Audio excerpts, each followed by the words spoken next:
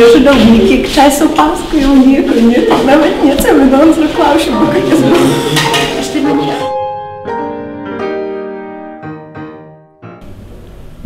dalyvavo 13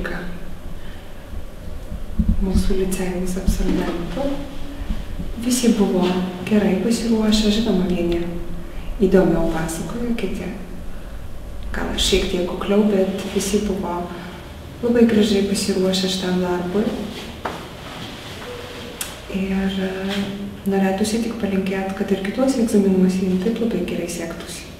Pirmas mūsų absolventų rimtas egzaminas, kuris turbūt lems tolesnį jų kelią.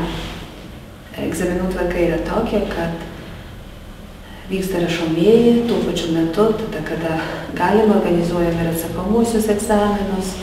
Rašomųjų egzaminų rezultatus pažinsime net birželio pabaigoje. Šiemet birželio 30 numatyta atestatų teikimas ir tada mokiniai sužinos apie tai, ar išlaikė ar neišlaikė egzaminą.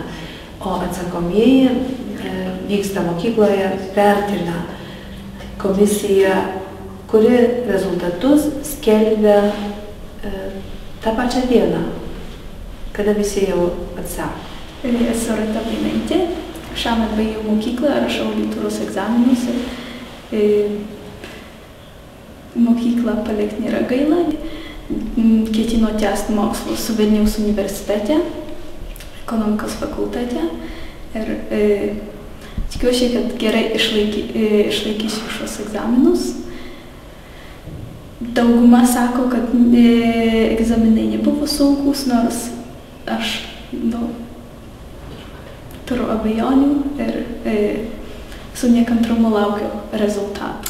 Esu Alicija Pasnikaitė, šiemet baigiau Punsko kovo 11-osios licėjų ir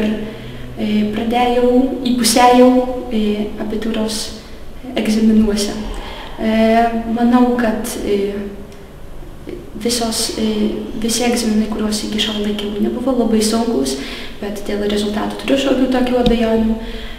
Savo mokslus žadu tęsti Lietuvoje, norėčiau įstoti į Vilniaus Gedimino technologijos universitetą ir mokyklą palikti man šiek tiek gaila, bet manau, kad įdomu toliau pažinti, norėčiau toliau pažinti. Aš labai norėčiau sugrįžti į mūsų kraštą, bet vis dėlto tai labai priklauso nuo to, ar rasčiau šičia savo darbą.